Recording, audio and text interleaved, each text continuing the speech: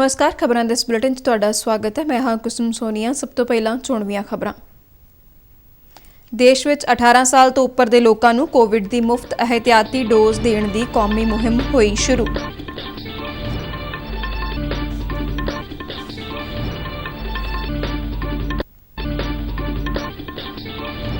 आज़ादी दे 75 वरे दे मौके ते लोकां नूं अपने घर विच कौमी झंडा फहराउण लई प्रेरित करन वास्ते केंद्र सरकार शुरू करेगी हर घर तिरंगा मुहिम।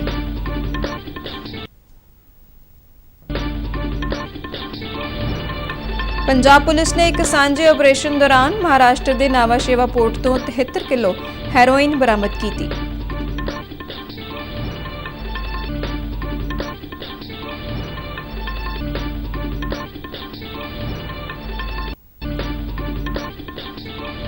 अबोहर विखे मलूकपुरा माइनर विच पए पाड़ ने कई एकड़ रकबे विच नरमे ते झोने की फसल नूं पहुंचाया नुकसान।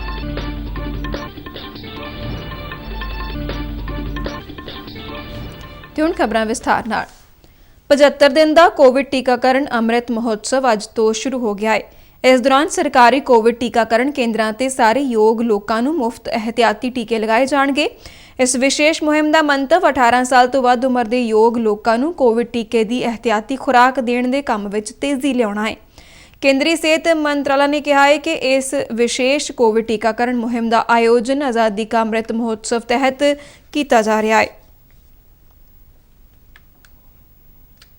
सेहत मंत्री डॉक्टर मनसुख मांडविया ने कहा है कि अगले 75 दिनों लई सारे बालगां वास्ते शुरू कोविड रोकू एहतियाती खुराक मुफ्त देण दी मुहिम तहत योग लोकां नूं छेती तो छेती अपनी डोज लगवानी चाहिए है।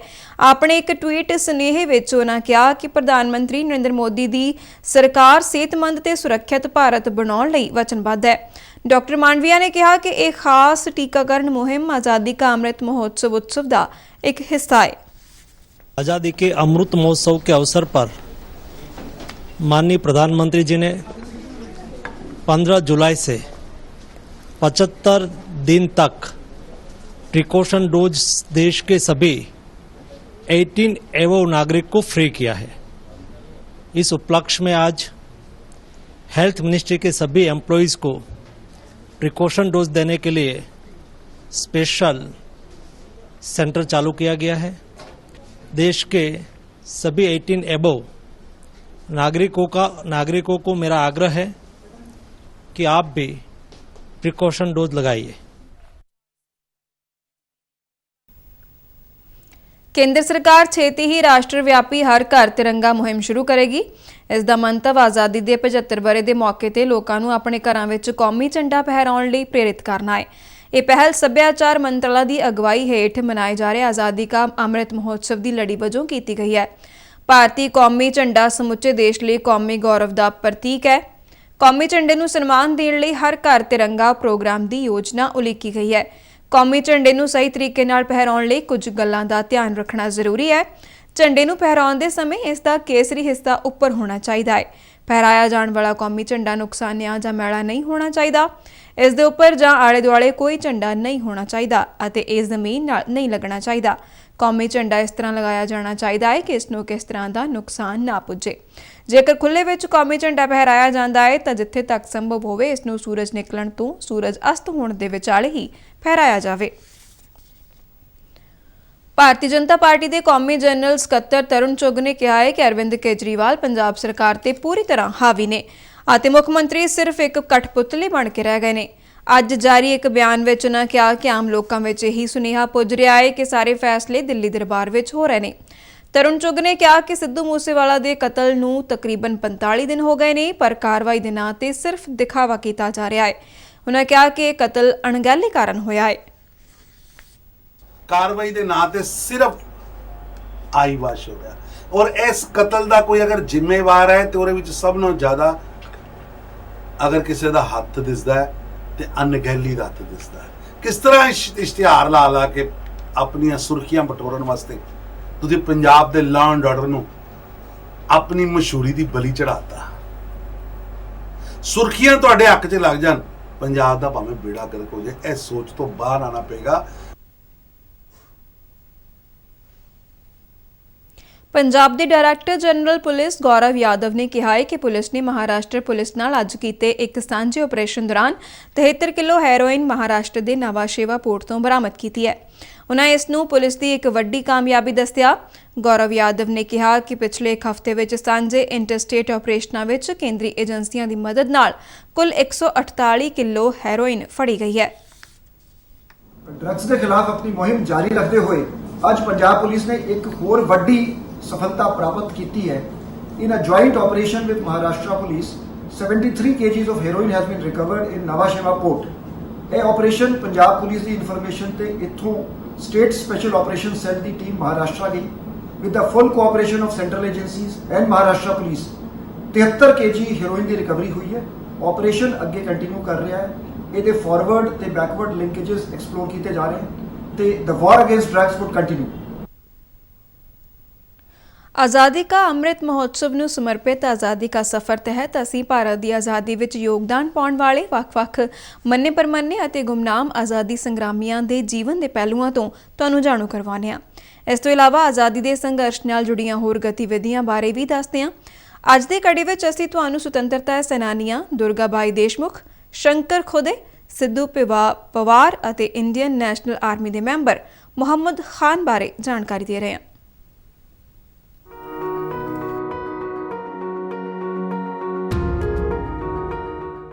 ਅੱਜ ਦੀ ਕੜੀ 'ਚ ਅਸੀਂ ਸੁਤੰਤਰਤਾ ਸੈਨਾਨੀ ਦੁਰਗਾ ਬਾਈ ਦੇਸ਼ਮੁਖ ਨੂੰ ਯਾਦ ਕਰ ਰਹੇ ਹਾਂ, ਜਿਨ੍ਹਾਂ ਦਾ ਜਨਮ 15 ਜੁਲਾਈ 1909 ਨੂੰ ਆਂਧਰਾ ਪ੍ਰਦੇਸ਼ ਦੇ ਰਾਜਮੁੰਦਰੀ 'ਚ ਹੋਇਆ ਸੀ। ਮਹਿਲਾਵਾਂ ਦੀ ਮੁਕਤੀ ਲਈ ਇੱਕ ਜਨਤਕ ਵਰਕਰ ਦੇ ਤੌਰ ਤੇ ਉਹਨਾਂ ਨੇ 1937 ਵਿੱਚ ਆਂਧਰ ਮਹਿਲਾ ਸਭਾ ਦੀ ਸਥਾਪਨਾ ਕੀਤੀ। ਉਹ ਕੇਂਦਰੀ ਸਮਾਜ ਭਲਾਈ ਬੋਰਡ ਦੇ ਸੰਸਥਾਪਕ ਪ੍ਰਧਾਨ ਵੀ ਸਨ। ਦੁਰਗਾ ਬਾਈ ਦੇ ਮਨ ਵਿੱਚ ਸਮਾਜ ਸੁਧਾਰ ਦਾ ਬੀਜ ਉਹਨਾਂ ਦੇ ਜੀਵਨ ਦੇ ਸ਼ੁਰੂਆਤੀ ਸਾਲਾਂ ਵਿੱਚ ਹੀ ਬੀਜਿਆ ਗਿਆ ਸੀ ਅਤੇ ਉਹ ਸਾਰੇ ਪੱਧਰਾਂ ਤੇ ਮਹਿਲਾਵਾਂ ਦੇ ਨਾਲ ਹੋ ਰਹੇ ਅਨਿਆਂ ਦੇ ਪ੍ਰਤੀ ਜਾਗਰੂਕ ਸਨ। ਸ਼ਾਇਦ ਇਹੀ ਕਾਰਨ ਹੋਇਆ ਕਿ ਸਮਾਜ ਸੁਧਾਰਕ ਕੁੰਦੂਕੁਰੀ ਵੀਰੇ ਸਾਲਿੰਗਮ ਉਹਨਾਂ ਦੇ ਦਾਦਾ ਜੀ ਦੇ ਨੇੜਲੇ ਮਿੱਤਰ ਸਨ। ਦੁਰਗਾ ਬਾਈ ਜਦੋਂ ਕੇਵਲ 12 ਵਰ੍ਹਿਆਂ ਦੀ ਸੀ ਤਾਂ ਉਹਨਾਂ ਦੀ ਮੁਲਾਕਾਤ ਮਹਾਤਮਾ ਗਾਂਧੀ ਨਾਲ ਹੋਈ। ਉਹਨਾਂ ਨੇ ਕੁਝ ਸਵੈ ਸੇਵਕਾਂ ਦੇ ਨਾਲ ਰਾਸ਼ਟਰਵਾਦੀ ਅੰਦੋਲਨ ਲਈ ਧਨ ਇਕੱਠਾ ਕੀਤਾ ਅਤੇ ਜਦੋਂ ਗਾਂਧੀ ਜੀ ਨੂੰ ਮਿਲੇ ਤਾਂ ਉਹਨਾਂ ਦੀ ਬੇਨਤੀ ਤੇ ਆਪਣੀਆਂ ਸੋਨੇ ਦੀਆਂ ਚੂੜੀਆਂ ਵੀ ਦੇ ਦਿੱਤੀਆਂ। ਪੇਸ਼ੇ ਤੋਂ ਵਕੀਲ ਦੁਰਗਾ ਬਾਈ ਨੇ ਬਾਲ ਵਿਆਹ, ਦਹੇਜ ਪ੍ਰਥਾ ਤੇ ਵਿਧਵਾਵਾਂ ਤੇ ਅਤਿਆਚਾਰ ਦੇ ਵਿਰੁੱਧ ਲੜਾਈ ਲੜੀ। ਹਾਲਾਂਕਿ ਉਹਨਾਂ ਦਾ ਵਿਆਹ ਕੇਵਲ 8 ਵਰ੍ਹਿਆਂ ਦੀ ਉਮਰ 'ਚ ਹੋ ਗਿਆ ਸੀ।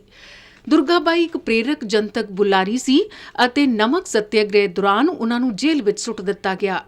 ਉੱਥੇ ਉਹਨਾਂ ਨੇ ਮਹਿਲਾ ਅਪਰਾਧੀਆਂ ਦੀ ਤਰਸਯੋਗ ਸਥਿਤੀ ਨੂੰ ਸਮਝਿਆ ਅਤੇ ਉਹਨਾਂ ਲਈ ਮੁਫਤ ਕਾਨੂੰਨੀ ਸਹਾਇਤਾ ਦੀ ਵਿਵਸਥਾ ਕਰਨ ਦੀ ਸੋਚੀ। ਉਹਨਾਂ ਦੀ ਇਸ ਇੱਛਾ ਸ਼ਕਤੀ ਨਾਲ ਹੈਦਰਾਬਾਦ ਵਿੱਚ ਆਂਧਰ ਮਹਿਲਾ ਸਭਾ ਦੇ ਮੁਫਤ ਕਾਨੂੰਨੀ ਸਹਾਇਤਾ ਕੇਂਦਰ ਲਈ ਉਤਸ਼ਾਹ ਮਿਲਿਆ।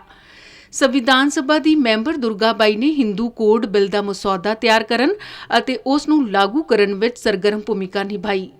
ਮਹਿਲਾਵਾਂ ਨੂੰ ਉੱਚਾ ਚੁੱਕਣ ਲਈ ਕੀਤੇ ਗਏ ਉਹਨਾਂ ਦੇ ਯਤਨ ਸੰਸਦ ਵਿੱਚ ਪੇਸ਼ ਬਿੱਲਾਂ ਵਿੱਚ ਉਹਨਾਂ ਦੀ ਭਾਗੀਦਾਰੀ 'ਚ ਸਪਸ਼ਟ ਦਿਖਦੇ ਸਨ। 1952 ਵਿੱਚ ਉਹਨਾਂ ਨੂੰ ਯੋਜਨਾ ਕਮਿਸ਼ਨ ਦਾ ਮੈਂਬਰ ਨਿਯੁਕਤ ਕੀਤਾ ਗਿਆ। 1953 'ਚ ਉਹ ਕੇਂਦਰੀ ਸਮਾਜ ਭਲਾਈ ਬੋਰਡ ਦੇ ਪ੍ਰਧਾਨ ਬਣੇ। 1959 ਵਿੱਚ ਸਰਕਾਰ ਨੇ ਉਹਨਾਂ ਨੂੰ ਸਿੱਖਿਆ ਤੇ ਰਾਸ਼ਟਰੀ ਕਮੇਟੀ ਦਾ ਪ੍ਰਮੁੱਖ ਨਿਯੁਕਤ ਕੀਤਾ। ਦੁਰਗਾ ਬਾਈ ਨੂੰ ਕਈ ਸਨਮਾਨ ਮਿਲੇ, ਜਿਨ੍ਹਾਂ 'ਚ ਯੂਨੈਸਕੋ ਸ਼ਾਂਤੀ ਪੁਰਸਕਾਰ, ਪਦਮ ਵਿਭੂਸ਼ਣ ਅਤੇ ਪੌਲ ਜੀ ਹਾਫਮੈਨ ਪੁਰਸਕਾਰ ਸ਼ਾਮਿਲ ਨੇ। 9 ਮਈ 1981 ਨੂੰ ਉਹਨਾਂ ਦਾ ਦੇਹਾਂਤ ਹੋ ਗਿਆ। ਅਸੀਂ ਮਹਾਨ ਭਾਰਤੀ ਦੁਰਗਾ ਬਾਈ ਦੇਸ਼ਮੁਖ ਨੂੰ ਨਮਨ ਕਰਦੇ ਹਾਂ। ਅਸੀਂ ਸੁਤੰਤਰਤਾ ਸੈਨਾਨੀ ਸ਼ੰਕਰ ਖੁਦੇ ਨੂੰ ਵੀ ਯਾਦ ਕਰ ਰਹੇ ਹਾਂ, ਜਿਨ੍ਹਾਂ ਦਾ ਜਨਮ 15 ਜੁਲਾਈ 1918 ਨੂੰ ਮਹਾਰਾਸ਼ਟਰ ਦੇ ਸਾਂਗਲੀ ਜ਼ਿਲ੍ਹੇ 'ਚ ਹੋਇਆ ਸੀ। ਸ਼ੰਕਰ ਨੇ ਭਾਰਤ ਛੱਡੋ ਅੰਦੋਲਨ ਵਿੱਚ ਭਾਗ ਲਿਆ ਅਤੇ ਉਹਨਾਂ ਨੂੰ 13 ਅਕਤੂਬਰ 1942 ਨੂੰ ਅੰਦੋਲਨ ਵਿੱਚ ਉਹਨਾਂ ਦੀ ਭੂਮਿਕਾ ਲਈ ਗ੍ਰਿਫਤਾਰ ਕਰ ਲਿਆ ਗਿਆ। ਉਹਨਾਂ ਨੂੰ 18 ਮਹੀਨੇ ਦੀ ਕਰੜੀ ਕੈਦ ਦੀ ਸਜ਼ਾ ਸੁਣਾਈ ਗਈ। ਕਰਨਾਟਕ ਦੇ ਬੇਲਗਾਮ ਜ਼ਿਲ੍ਹੇ 'ਚ ਹਿੰਡਾਲਕ ਸੈਂਟਰਲ ਜੇਲ੍ਹ ਵਿੱਚ ਦਸੰਬਰ 1942 ਵਿੱਚ ਭਾਰੀ ਤਸੀਹਾਂ ਦੇ ਕਾਰਨ ਪੁਲਿਸ ਹਿਰਾਸਤ ਵਿੱਚ ਉਹਨਾਂ ਦੀ ਮੌਤ ਹੋ ਗਈ। ਧਰਤੀ ਦੇ ਇਸ ਵੀਰ ਸਪੂਤ ਨੂੰ ਸਾਡਾ ਨਮਨ। ਅਸੀਂ ਰਾਸ਼ਟਰਵਾਦੀ ਸਿੱਧੂ ਪਵਾਰ ਨੂੰ ਵੀ ਯਾਦ ਕਰ ਰਹੇ ਹਾਂ, ਜਿਨ੍ਹਾਂ ਦਾ ਜਨਮ 15 ਜੁਲਾਈ 1902 ਨੂੰ ਮਹਾਰਾਸ਼ਟਰ ਦੇ ਸਤਾਰਾ ਜ਼ਿਲ੍ਹੇ ਵਿੱਚ ਹੋਇਆ ਸੀ। ਸਿੱਧੂ ਪਿਵਾ ਨੇ ਖਾਟਵ ਤਾਲੁਕਾ ਸਤਾਰਾ ਵਿੱਚ ਭਾਰਤ ਛੱਡੋ ਅੰਦੋਲਨ 'ਚ ਭਾਗ ਲਿਆ। 9 ਸਤੰਬਰ 1942 ਨੂੰ ਉਹ ਪਰਸ਼ੂਰਾਮ ਕਰਗੇ ਦੀ ਅਗਵਾਈ 'ਚ ਵਿਰੋਧ ਪ੍ਰਦਰਸ਼ਨ ਵਿੱਚ ਸ਼ਾਮਿਲ ਹੋਏ। ਇਸ ਵਿੱਚ 2000 ਤੋਂ ਵੱਧ ਪ੍ਰਦਰਸ਼ਨਕਾਰੀਆਂ ਨੇ ਹਿੱਸਾ ਲਿਆ ਸੀ। ਅੰਦੋਲਨਕਾਰੀਆਂ ਨੇ ਦੇਸ਼ ਭਗਤੀ ਦੇ ਗੀਤ ਗਾਉਂਦੇ ਹੋਏ ਅਤੇ ਰਾਸ਼ਟਰਵਾਦੀ ਨਾਅਰੇ ਲਾਉਂਦੇ ਹੋਏ ਅਦਾਲਤ ਦੀ ਇਮਾਰਤ ਤੇ ਤਿਰੰਗਾ ਝੰਡਾ ਲਹਿਰਾਉਣ ਲਈ ਮਾਰਚ ਕੀਤਾ। ਮਾਰਚ ਕਰਨ ਵਾਲਿਆਂ ਨੂੰ ਪੁਲਿਸ ਅਧਿਕਾਰੀਆਂ ਨੇ ਰੋਕ ਲਿਆ ਅਤੇ ਉਹਨਾਂ ਨੂੰ ਖਿੰਡਾਉਣ ਲਈ ਉਹਨਾਂ ਤੇ ਗੋਲੀਆਂ ਚਲਾਈਆਂ। ਸਿੱਧੂ ਨੂੰ ਗੋਲੀ ਲੱਗਣ ਨਾਲ ਗੰਭੀਰ ਸੱਟ ਲੱਗੀ ਅਤੇ 30 ਸਤੰਬਰ 1942 ਨੂੰ ਉਹਨਾਂ ਨੇ ਹਸਪਤਾਲ ਵਿੱਚ ਦਮ ਤੋੜ ਦਿੱਤਾ। ਇਸ ਮਹਾਨ ਸ਼ਹੀਦ ਨੂੰ ਸਾਡਾ ਨਮਨ। ਅਸੀਂ ਇੰਡੀਅਨ ਨੈਸ਼ਨਲ ਆਰਮੀ ਦੇ ਮੈਂਬਰ ਮੁਹੰਮਦ ਖਾਨ ਨੂੰ ਵੀ ਯਾਦ ਕਰ ਰਹੇ ਹਾਂ, ਜੋ ਪੰਜਾਬ ਦੇ ਵਾਸੀ ਸਨ। ਉਹ ਸ਼ੁਰੂ 'ਚ ਬਰਤਾਨਵੀ ਭਾਰਤੀ ਫੌਜ ਵਿੱਚ ਸੈਨਿਕ ਸਨ, ਪਰ 1942 ਵਿੱਚ ਉਹ ਮਲਾਇਆ 'ਚ ਇੰਡੀਅਨ ਨੈਸ਼ਨਲ ਆਰਮੀ 'ਚ ਸ਼ਾਮਿਲ ਹੋ ਗਏ। ਉਹਨਾਂ ਨੇ 15 ਜੁਲਾਈ 1944 ਨੂੰ ਬਰਮਾ 'ਚ ਅੰਗਰੇਜ਼ਾਂ ਨਾਲ ਲੜਾਈ ਲੜੀ ਅਤੇ ਯੁੱਧ ਦੇ ਮੈਦਾਨ ਵਿੱਚ ਸ਼ਹੀਦ ਹੋ ਗਏ। ਭਾਰਤ ਦੇ ਇਸ ਵੀਰ ਸਪੂਤ ਨੂੰ ਸਾਡੀ ਸ਼ਰਧਾਂਜਲੀ।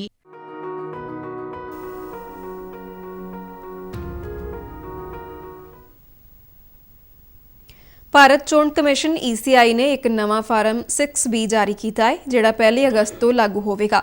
ਇਸ ਵਿੱਚ ਵੋਟਰਾਂ ਨੂੰ ਆਪਣੇ ਆਧਾਰ ਕਾਰਡ ਦੇ ਵੇਰਵੇ ਦੇਣ ਲਈ ਕਈ ਬਦਲ ਦਿੱਤੇ ਗਏ ਨੇ।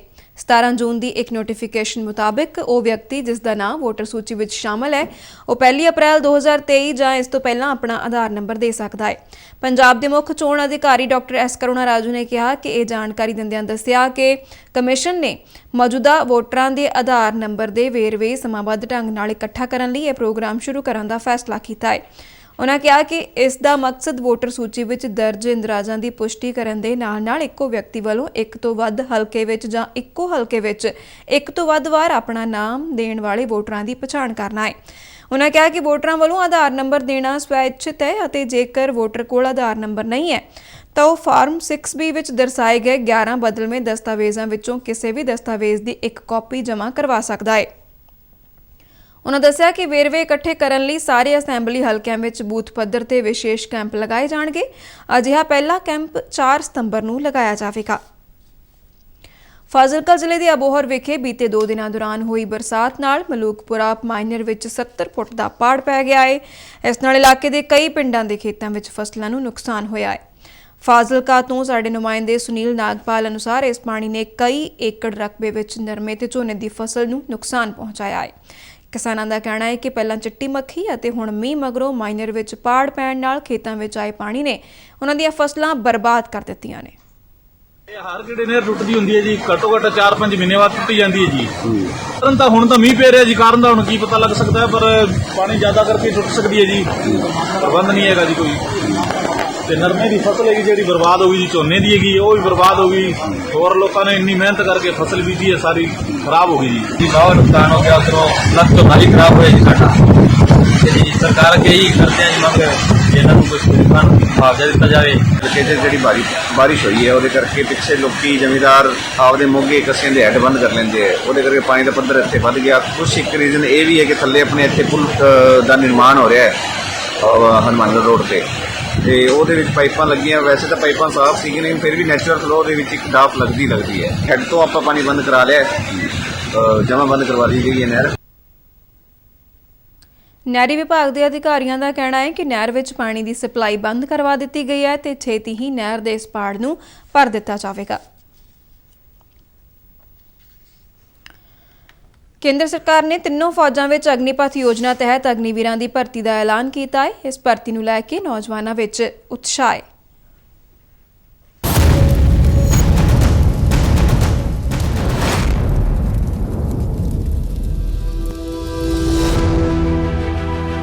ਦੇਸ਼ ਹੀ ਧਰਮ, ਦੇਸ਼ ਹੀ ਜਾਤੀ,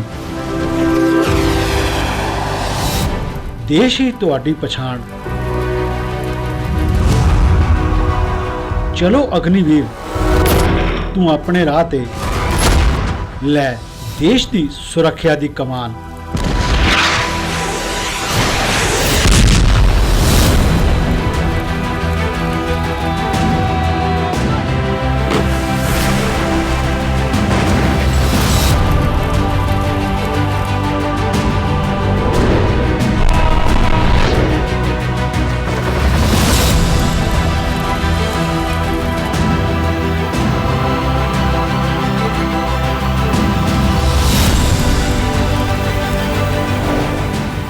ਰਾਸ਼ਟਰ ਸੇਵਾ ਨਾਲ ਹੁਣ ਤੂੰ ਤਰਾਸ਼ੇਗਾ ਆਪਣੇ ਉਜਵਲ ਭਵਿੱਖ ਦੀ ਬੁਨਿਆਦ।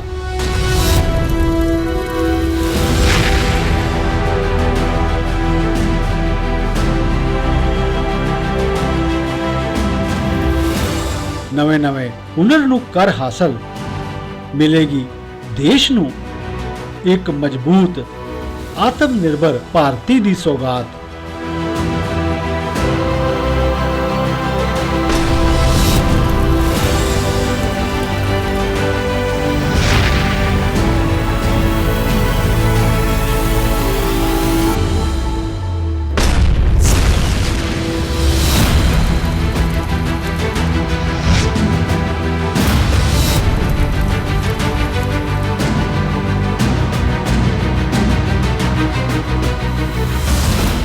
ਬਣੋ ਭਾਰਤ ਦੇ ਅਗਨੀਵੀਰ ਬਣੋ।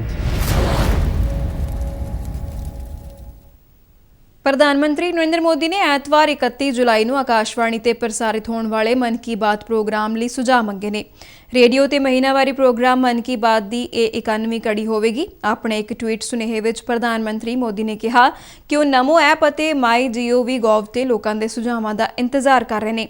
ਉਹਨਾਂ ਕਿਹਾ ਕਿ ਲੋਕ ਆਪਣੇ ਸੁਝਾਅ ਟੋਲ ਫ੍ਰੀ ਨੰਬਰ 1800117800 ਤੇ ਵੀ ਰਿਕਾਰਡ ਕਰਵਾ ਸਕਦੇ ਨੇ। ਫੋਨ ਲਾਈਨਾਂ 28 ਜੁਲਾਈ ਤੱਕ ਖੁੱਲ੍ਹੀਆਂ ਰਹਿਣਗੀਆਂ। 1922 ਤੇ ਮਿਸਡ ਕਾਲ ਦੇ ਕੇ ਅਤੇ SMS ਰਾਹੀਂ ਲਿੰਕ ਹਾਸਲ ਕਰਕੇ ਸਿੱਧੇ ਆਪਣੇ ਸੁਝਾਅ ਪ੍ਰਧਾਨ ਮੰਤਰੀ ਨੂੰ ਦੇਖ ਸਕਦੇ ਨੇ। ਖਬਰਾਂ ਦੇ ਬੁਲੇਟਿਨ ਸਾਡੇ ਦਰਸ਼ਕ RNU DDK ਜਲੰਧਰ ਦੇ YouTube ਚੈਨਲ, Facebook ਪੇਜ ਅਤੇ Twitter ਹੈਂਡਲ ਤੇ ਵੀ ਦੇਖ ਸਕਦੇ ਨੇ। ਇਸ ਦੇ ਨਾਲ ਹੀ ਖਬਰਾਂ ਦਾ ਬੁਲੇਟਿਨ ਖਤਮ ਹੋਇਆ। ਮੈਂ ਮਾਸਕ ਲਗਾ ਕੇ ਸਟੂਡੀਓ ਤੋਂ ਬਾਹਰ ਜਾ ਰਹੀ ਹਾਂ। ਤੁਸੀਂ ਵੀ ਬਾਹਰ ਜਾਣ ਲੱਗਿਆ ਮਾਸਕ ਜ਼ਰੂਰ ਲਗਾਓ। ਇਜਾਜ਼ਤ ਦਿਓ। ਨਮਸਕਾਰ।